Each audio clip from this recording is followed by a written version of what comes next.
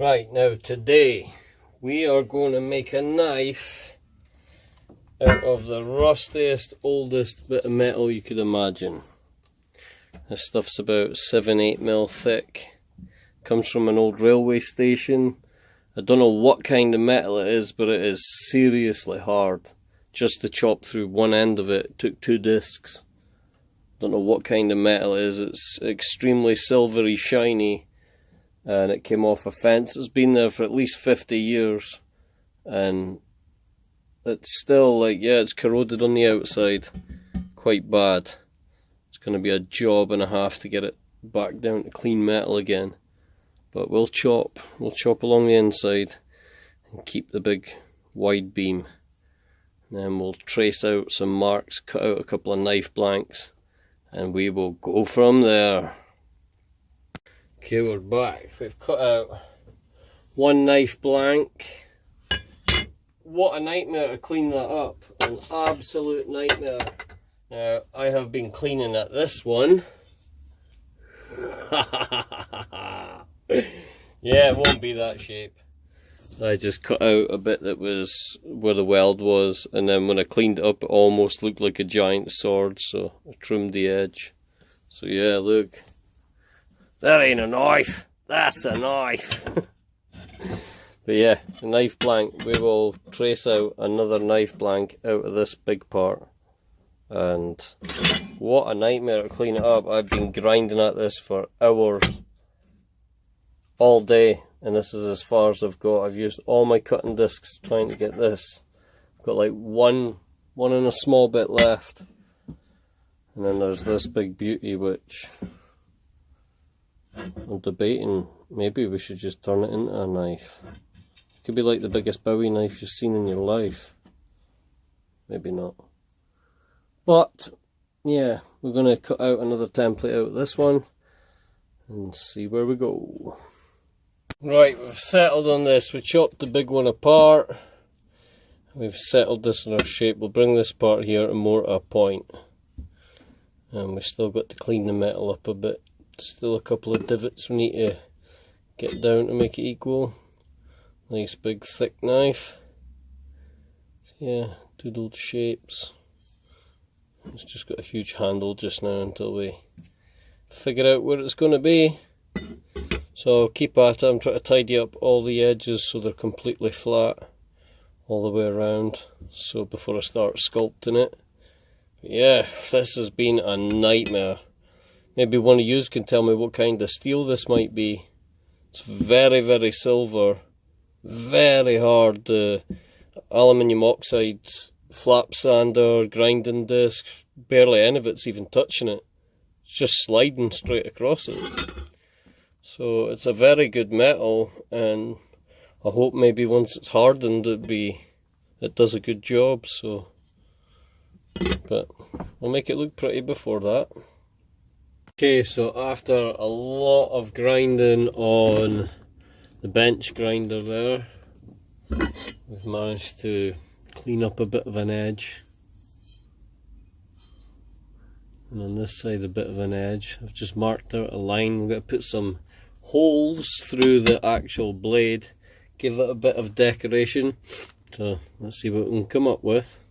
Start off by pilot holing each one and then work maybe bigger drill sizes as we go up. I think it would be cool, but in order to do that I need to take apart all my drill press again and fix it all back the right order. Do that now. Okay, so we've pilot drilled the holes that I put in to start with. Now we're going to start moving up a drill size and skip a hole and start putting these up. Then we'll skip a drill size and move up until we have different size holes really. Okay, so we did go a bit hole crazy. In fact, I'd be better off keeping the glasses out the metal shavings. But yeah, we added in a few holes, different sizes. Added a couple down here, big one up here. Don't know what we're going to do about this little dimple up here. But yeah, we're getting somewhere. It looks kind of mean. So now we know where our shape's going to be. Just got to tidy some other bits up. Straighten up along here. Just so that it's ready to accept some kind of block of design up here. Maybe. It was meant to be just the handle so you could reach the choil bit, but we'll go. We will see what we can do. Time to go grab something to eat. Okay, so this is where we're at. I've chopped it down, cleaned up this lime scaly bit quite a bit, even though it'll be hidden. Just wanted to clean it up quite a chunk. We've straightened up the edges over here, and we're just thinking handle wise, what could we use? Got a bit of pine, which I really don't want to use pine, but I've got some of this mahogany plywood, which seems to be really hard. I just don't know what it's going to go like once I sand it. Does this top shiny layer come off and everything go wonky? So just looking for something as hand scales. Now I don't know what to do about the piece that goes here or the pummel. With the pummel I'm thinking just add an extra bit of metal and if need be weld it in and grind it back to look nice. For this bit I don't know what to do, so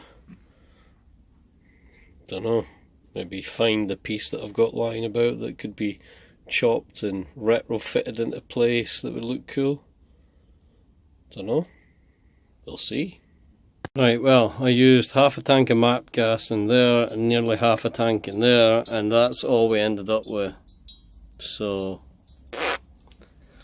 mini forge kind of thing, not working out. Going to need a much hotter thing, so grim. Might just have to make one outside with a gas bottle and a blower. But good news, we're cooking it for ages and these bricks didn't explode, and I just picked them up today from outside after it was raining, so they didn't explode in my face, which is a bonus. Well, we need to make these parts from something else. You wouldn't even believe me if I told you how much footage has had to be deleted already. Right, I've tried making, I was going to make different sets of like finger choils out of things down here, but none of the plans are going to work, so I have a big chunk here of a Kawasaki Ninja sprocket and I'm going to chop a bit up to hopefully get it to be up here like so on the handle. That's just what I'm going to go for. It's just a bit thicker than the rest, but we could probably grind it back. Right, let's get on with that. Right, so it will look something like that. We need to go and weld it into place now. Sounds like a good idea. Okay, now it's looking a little bit more like I planned. Now that it's joined. It's going to take a hell of a lot more cleaning up though. But yes, may have to cut some finger grooves just to make sure there's plenty of space for the hands, but it's a bit too hot for checking just now, but it looks like it'll be fine. Yeah, knuckle duster knife. Sweet. And the modifications keep happening. Shoved an extra bit on the back for another blade. Just now we're just making pure metal hand scales that we can etch a name into, which will be Ryan. So I'll clean these up till they're smoother, get some stuff etched in, maybe do something with the blade up here. Keep going. Okay, welcome back. Right, we've added the hand scales, we've done a little bit of etching, a little bit of hand sanding just to get it a little bit up to shiny, but since it's a customized battle axe, it's not meant to be shiny, so can't go too far with it. So let's get on with it. Here we go. Voila!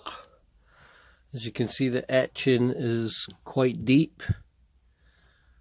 Very good etching up here. Got his name, Ryan Ritchie. So now if you're watching the video, Ryan, you'll know this is yours, ready and made. Deep etching again. This is the points where I welded through to get the handles on. Not too shabby. It's not fully sharpened, so the blade's still got a thickness left. You can pick and choose how sharp you want it. But that is it. Whew. Solid metal. Lovely jubbly. I was trying to pick and choose what we're going to do for the hand scales, but yeah, full metal. That's a proper battle axe right there. Very weighty, very pointy. Whew! I've got myself with that a couple of times. Yeah, decent bit of kit. So there you go, Ryan. This one will be off to you, my friend. And for everybody else, we'll catch you on the next one. So, if you're into stuff like this, subscribe. There'll be random videos of stuff like this all the time. Bye for now, guys.